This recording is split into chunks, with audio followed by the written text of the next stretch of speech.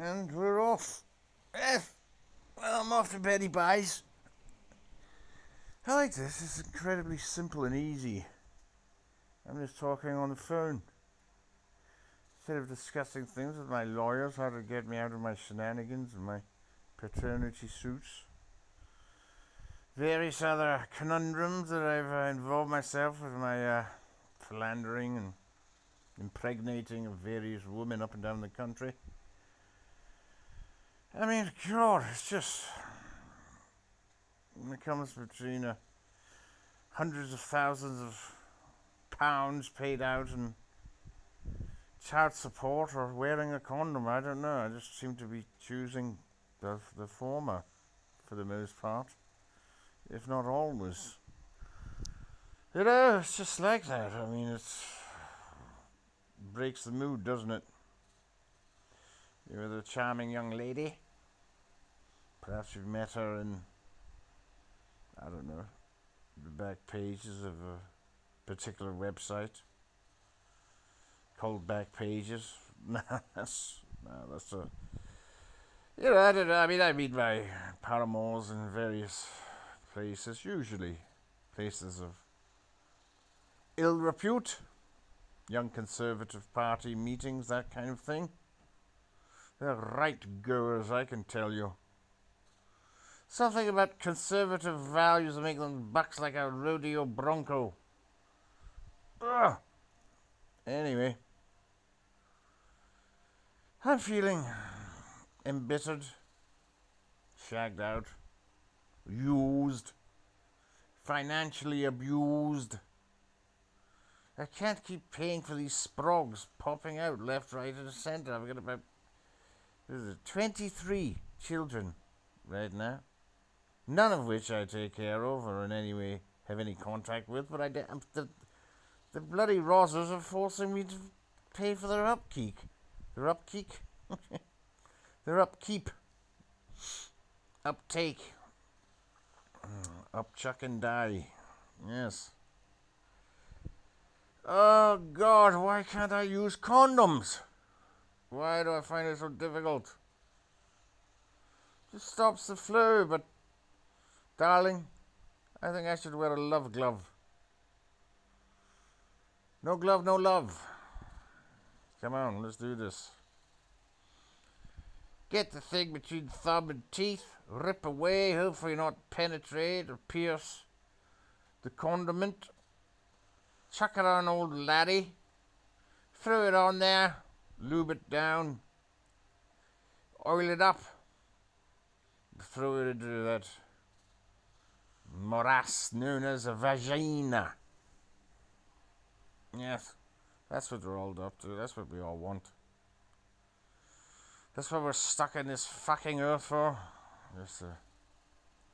We come out of one, we spend the rest of our lives trying to get back into one. I mean, that's no truer statement was ever made, even by a practicing homosexual like Jesus of Nazareth. Supposedly, I don't know, I've heard rumors. I mean, don't quote me on it. Certainly not enough to have me arrested or somehow thrown in jail or punished by stoning or social exclusion or ostracism or excommunication or extreme messianic windsurfing, any sort of thing. The Red Sea was a disaster. The surfing there was crap. The Dead Sea was no better. I mean, it was a lot more buoyant with all the saline. You can actually float on the Dead Sea, which is kind of ironic because you actually won't croak. Any other sea, you won't float and you croak, except the Dead Sea. You stay alive in the Dead Sea. It's funny that, isn't it? The Dead Sea. That's a nice ring to it, eh? Darling, would you like to go for a little romantic getaway on the Dead Sea? It's right next to Corpse Lake, Cadaver Mountains, and festering maggot-infested stiff stream. Oh, I don't know. Just name all parts of nature. Name them after decomposing dead bodies. Or parts of them. Rotten gizzard. Rat-infested liver. Let's see. We've done maggots, haven't we? What else eats the human body when it's dead? The wolves. Can you hire wolves to eat you? I remember there's a chap, what's his name? Woodman Allen had a film. One of the characters mentioned that he wanted to die by being ripped apart by wild animals to impress his young lady friend. He was the actor type, you know. So things like that work for some bizarre reason. I have no idea whatsoever. Ripped apart by wild animals. Yes. It's good. It works on Tinder. I usually use it as my opening gambit. Hello. I like playing bridge, and I hope at some point to be ripped apart by wild animals. What are you up to? Oh! You are, in fact, a gamekeeper, reserve officer person. Well, let's do this. 2 and 2 together. I shall come visit your game reserve, and you can provide me with the animals to rip me apart with. Hopefully they'll be wild enough. Hopefully they'll be beasts. Wild beasts. Or, if we're using Dutch, wildebeest. Yeah? What's the call it? Oh, shit. Ow! That's okay. That was the, what was that? You got a free show there. That was the clothes peg. Sorry for squealing like a little girl there, but I was momentarily shocked and chagrined to find that the clothes peg over my phone camera popped off. You heard it in real time. It's these kind of TV moments that you're listening in on. These are the kind of things that hundreds of thousands of American dollars are spent on to try and capture. And I've just done it. Free of charge for you. On YouTube. Yes, me and... I actually think there's a larger population of people on YouTube with podcasts than there are living human beings on planet Earth. Which might make it a bit difficult to get any views for this particular video. Video without any pictures, without any video. Audio. Well, it's... What I'm doing is I don't want to give away the secret. I'm just speaking into my phone. I'm dialing it in again. Phoning it in my performance. I've said it many a time and I'll keep saying it because it's true. And the fucking, what was that? It was like a clothes peg popped off. That was damn near terrifying. You may be able to go back. I'm sure you can. What you do is you get your mouse and you click on the sort of ball thing on the red sort of line at the bottom, and you can kind of drag that back and forth. You couldn't do that when I was growing up, I can tell you.